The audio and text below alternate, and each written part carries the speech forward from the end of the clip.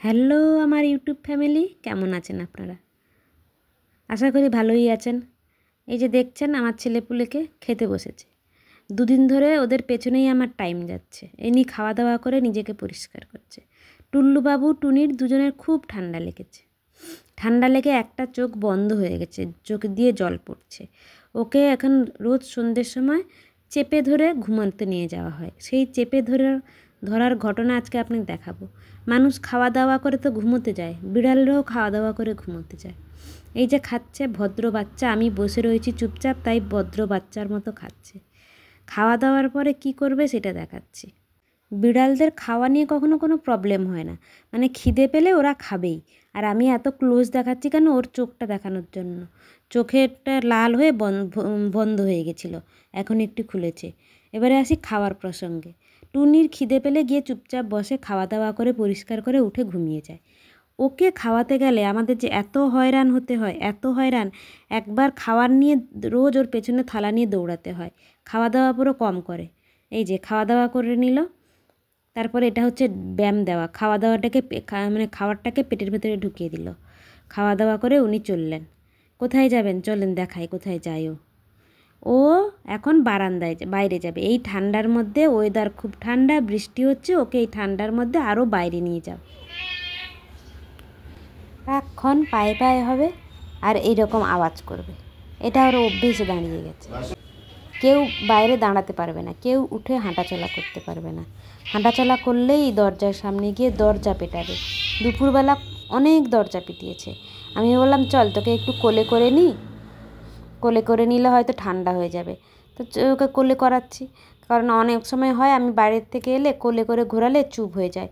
সেই ভাবনা চিন্তা করে কোলে নিচ্ছি, দিয়ে দেখছি চুপ হচ্ছে কিনা। কিন্তু কোথায় কি, দেখেন এই যে ওঠানামা করছে, মানে ও পালাবে। আমি ওকে শুধু ধরে রেখেছি। নিচে আমরা হাঁটতে পারছি না ঠান্ডায়, তাই ওকে কোলে করে নিচ্ছি, বিছানায় বসাচ্ছি না। ও মেঝেতে পড়ে থাকবে, মেঝের থেকে ঠান্ডা লাগাবে। এই যে আমাকে ছিঁড়ে দিয়ে বেরিয়ে চলে গেল। দিয়ে এখন কি করবে? পায়ে পায়ে হবে, সবার পায়ে পায়ে হবে। বাবা যেদিক দিয়ে হাঁটছে সেদিকে পায়ে পায়ে হচ্ছে, আমি হাঁটছি আমার পায়ে পায়ে হচ্ছে। ওর ধারণা আমরা হাঁটাচলা করলেই ওকে নিয়ে বাইরে ঘুরতে যাব। দরজা ছাড়া ও হবেই না। দেখো বাবা গেছে ওইদিকে, বাবার সাথে সাথে যাচ্ছে। বাবা আবার ফেরত আসছে, বাবার পায়ে পায়ে আসছে। আবার মাঝে মাঝে বাইরে গিয়ে চিৎকার করছে, চিৎকার শুনে।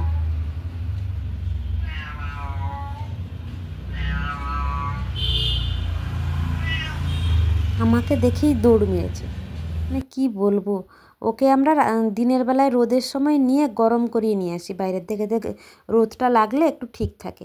কিন্তু সন্ধ্যের সময় এই ঠান্ডায় নিয়ে যাওয়া যায়? ও যাবেই নাছোড়বান্দা। আমরাও সেরকম। তুমি ভালো বুঝবে না দেখে তোমারটা, আমরাও কি বুঝবো না নাকি? দিয়ে জোর জবরদস্তি দিদির কাছে নিয়ে শুয়ে করেছি। যদি একটা ঠ্যাং নিচে নেমেছে, তোমার একদিন কি আমার একদিন, মনে থাকে? নাং না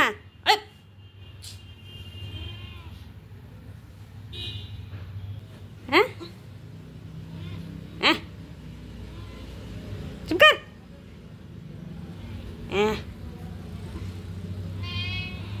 ধরে তুলবো আর মারবো। অতিরিক্ত বজ্জাত হয়ে গেছিস,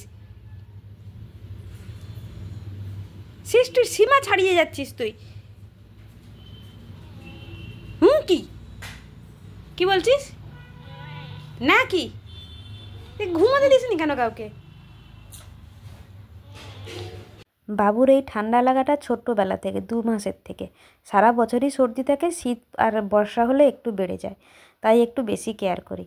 আপনাদের কেমন লাগছে অবশ্যই কমেন্ট করে জানিয়ে যাবেন। ভালো লাগলে লাইক শেয়ার করে দেবেন। আর একটা রিকোয়েস্ট আছে, যারা নতুন আসছেন, যদি আপনাদের আমার ভিডিও ভালো লেগে থাকে প্লিজ চ্যানেলটা সাবস্ক্রাইব করে দেবেন, সাথে থাকবেন। দেখা হচ্ছে পরের ভিডিওতে। এতক্ষণ ধরে দেখার জন্য আপনাদের অসংখ্য ধন্যবাদ। অনেক ভালোবাসা রইল আপনাদের জন্য। ভালো থাকবেন, সুস্থ থাকবেন। প্লিজ ভুলবেন না সাবস্ক্রাইব করতে। Thank you, bye by.